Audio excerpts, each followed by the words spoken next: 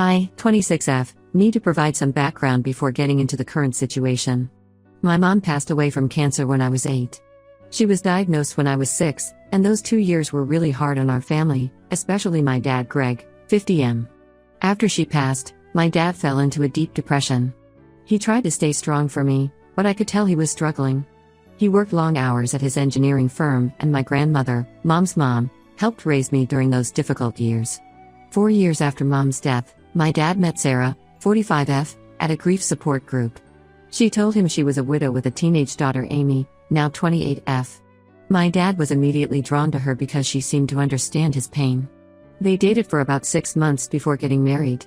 Looking back, everything happened really fast, but at the time, I was just happy to see my dad smiling again. Sarah and Amy moved into our house, and at first, everything seemed perfect. Sarah was attentive and kind, always making sure to include me in activities.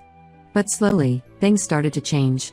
It was subtle at first. Sarah would plan shopping trips with just Amy, or she'd help Amy with her homework while telling me to figure things out on my own because I was smarter and didn't need help. When I tried to talk to my dad about feeling left out, Sarah would always be there to explain how I was just having trouble adjusting and needed time. The real problems started when I was 16. Sarah began suggesting that my dad should put our house in both their names. This was the house my mom and dad had bought together, the one where all my childhood memories with Mom were made.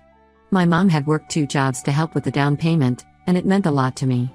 When I overheard them discussing it, I tried to object, but Sarah turned on the waterworks. She said she felt like an outsider in her own home and that my dad didn't trust her. My dad, not wanting to upset his new wife, agreed to add her name to the deed. Around this time, Sarah's treatment of me got worse. She would forget to wash my laundry but always had Amy's clothes clean and folded. She would make my favorite meals but deliberately add ingredients I was allergic to, then act apologetic when I couldn't eat them.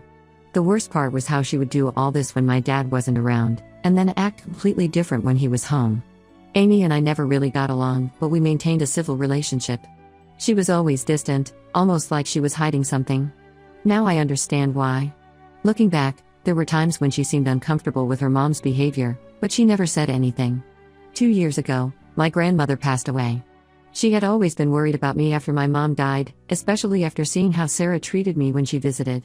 She left me a significant inheritance, including my mom's jewelry collection and some family heirlooms that had been passed down for generations. The inheritance also included a substantial amount of money that my grandmother had saved specifically for me. This is when Sarah showed her true colors. She started talking about how families should share everything. She would make comments about how Amy was struggling to pay for graduate school while I had all this extra money. She even tried to convince my dad that as my parent, he had some right to help manage the inheritance. When I refused to share anything, she started crying to my dad about how I was being selfish and turning into a spoiled, entitled person. Last month, I was helping my dad organize his home office. Sarah never lets him organize anything, claiming she has a system. While sorting through old paperwork, I found a box of documents hidden behind some books. Inside were credit card statements, collection notices, and legal documents showing that Sarah had been in massive debt when she married my dad. We're talking about hundreds of thousands of dollars in credit card debt, unpaid loans, and even some gambling debts. But that wasn't the worst part. I found emails between Sarah and Amy from before the marriage, discussing their plan. Sarah had specifically joined the grief support group to find a wealthy widower.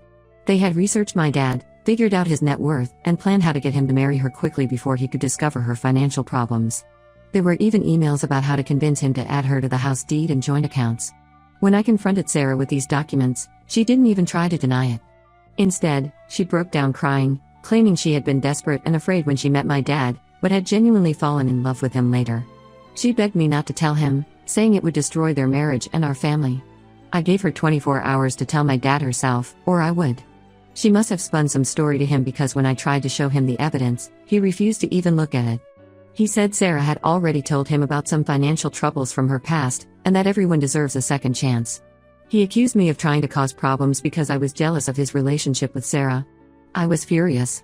This woman had deliberately targeted my grieving father, lied about being a widow. I later discovered her first husband was very much alive, hidden massive debts, and manipulated her way into our lives.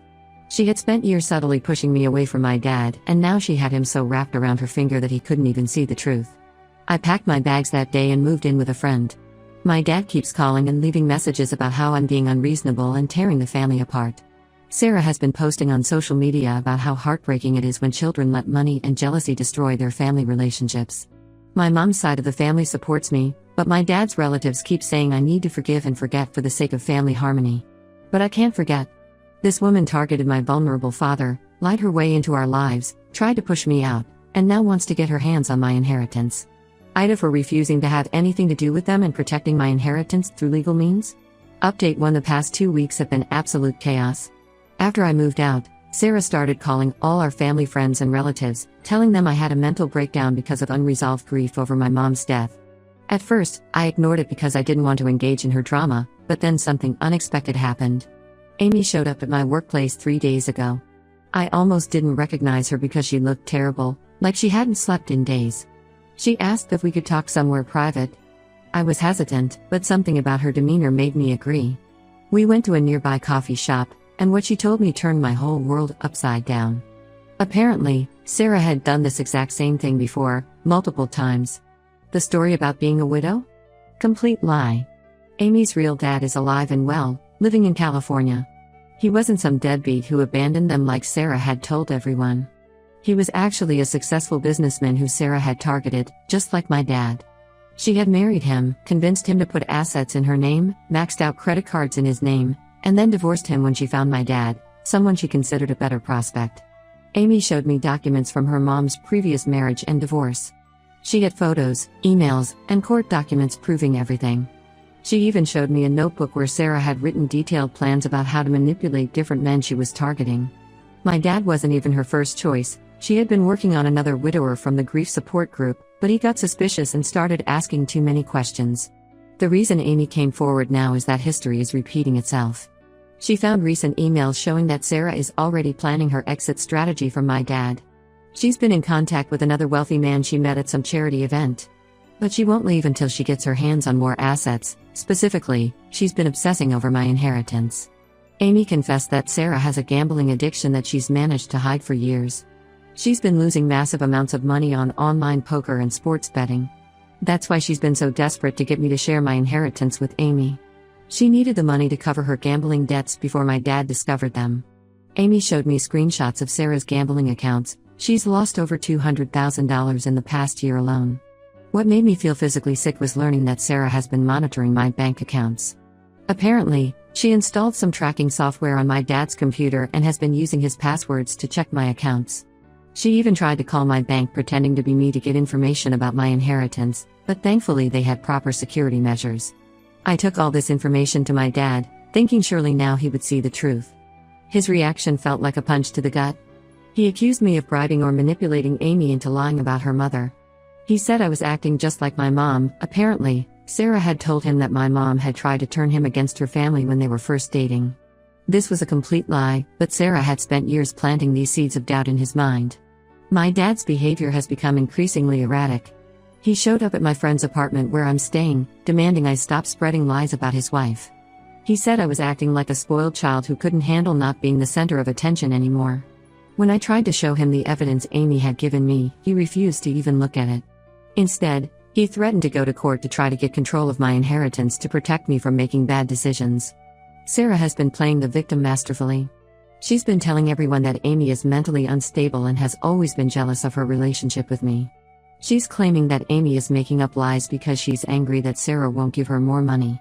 Some family friends have started avoiding me because Sarah told them I was harassing her and threatening to destroy her marriage. The most disturbing part is that Amy found draft emails where Sarah was planning to hire someone to accidentally run into me and get close to me. She wanted to plant someone in my life who could influence my financial decisions and help her get access to my inheritance. When Amy confronted her about this, Sarah laughed it off as a joke, but Amy took screenshots just in case. I've hired a lawyer to protect myself and my assets. The lawyer advised me to file for a restraining order against Sarah after seeing the evidence of her planning to have someone infiltrate my life. We're also looking into her previous financial frauds to see if there's enough evidence for criminal charges. Amy is terrified of her mother finding out that she told me everything. She's planning to move across the country to live with her real dad. She apologized for not telling me the truth sooner and for participating in Sarah's schemes when they first met my dad. She was only 18 then and was afraid of being cut off financially if she didn't go along with her mother's plans. The hardest part of all this is watching my dad destroy himself for this woman. The strong, loving father who raised me seems to have disappeared, replaced by someone I barely recognize. Some of his colleagues have reached out to tell me he's been making mistakes at work and seems distracted all the time. I'm worried about him, but every attempt I make to help him is twisted by Sarah into proof that I'm trying to destroy their marriage. Right now, I'm focusing on protecting myself legally and emotionally. I've started seeing a counselor to help deal with everything, and I'm grateful for the support of my mom's family. But I won't lie, watching my dad choose his manipulative wife over his own daughter hurts more than I can express. Update 2: Just when I thought this situation couldn't get more twisted, everything exploded in ways I never imagined. Last week, I received a message on LinkedIn from a woman named Rachel, 32F. She introduced herself as Sarah's first husband's daughter and said she had been trying to find me for weeks after hearing about our situation through mutual acquaintances. Rachel's story was chillingly similar to mine.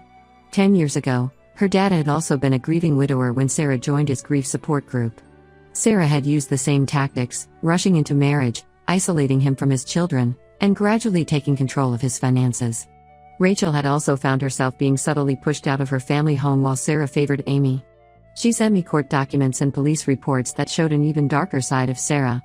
Apparently, when Rachel had tried to warn her dad about Sarah's gambling, Sarah had staged a break-in at their house and blamed Rachel.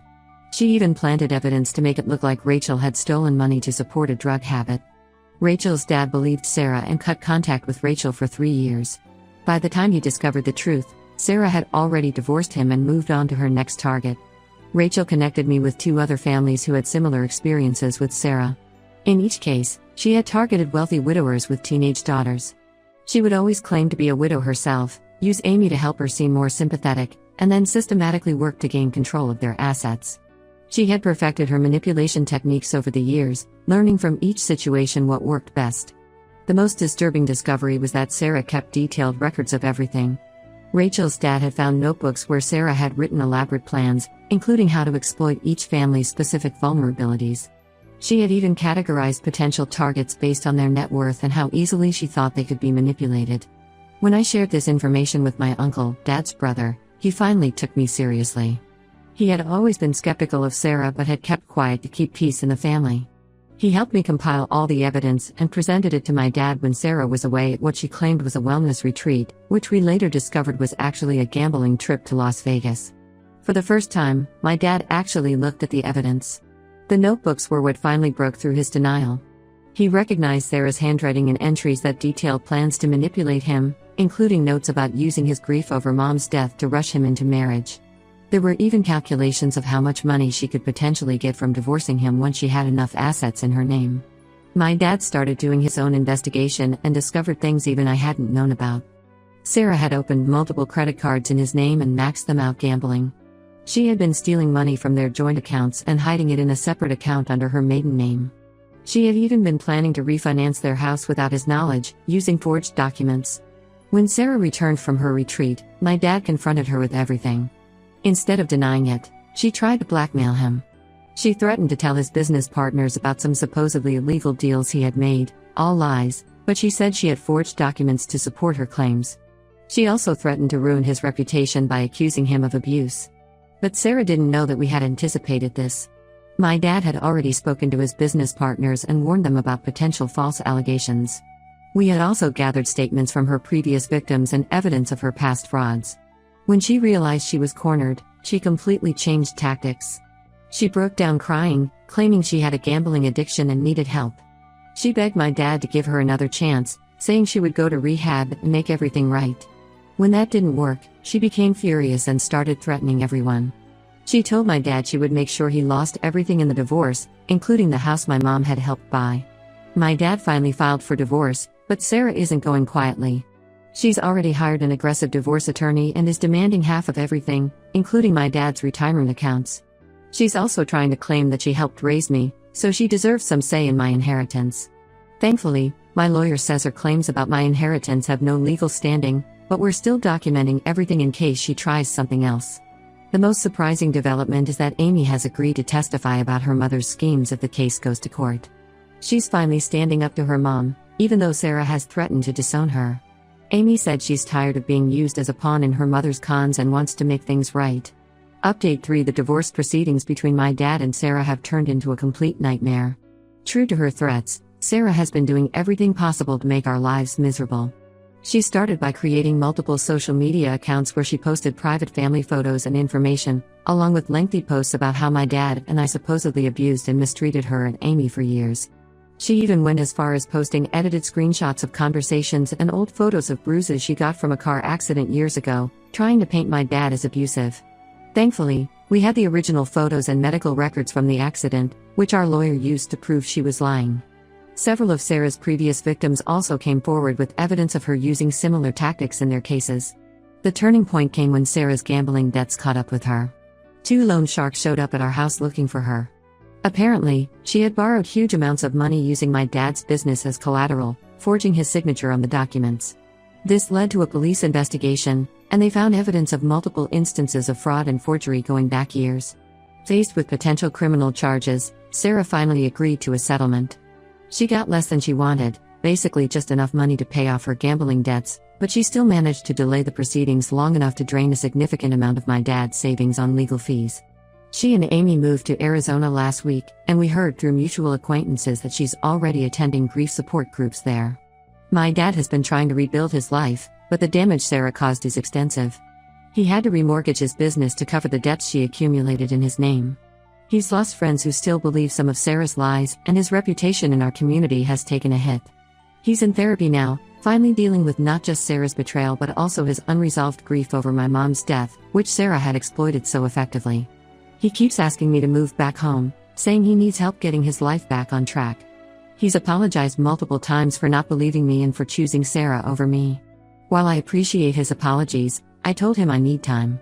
The trust between us has been severely damaged, and I can't just pretend the last few years never happened. Rachel and the other victims have formed a support group, and we've been sharing information to help warn others about Sarah's schemes. We've also been working with a detective who believes Sarah has done this to at least 6 other families across 3 states. The investigation is ongoing, but there's a possibility she might face criminal charges if enough evidence is found. Amy reached out last week to let me know she's cut all contact with her mother and is living with her real dad now. She's finally getting therapy to deal with years of being manipulated and used in her mother's cons. She asked for my forgiveness, but honestly, I'm not ready to forgive anyone involved in this mess. I'm focusing on my career and building my own life now. The whole experience has taught me valuable lessons about trust and family. Sometimes the people who are supposed to protect you are the ones who hurt you the most. I'm not sure if I'll ever fully reconcile with my dad, but for now, I'm at peace with keeping my distance while he works on himself. The detective warned us that Sarah will likely continue her schemes elsewhere. It's all she knows how to do. But at least our family is free of her manipulation, and we have legal protections in place if she ever tries to contact us again. Sometimes the best thing you can do is walk away and let toxic people destroy themselves.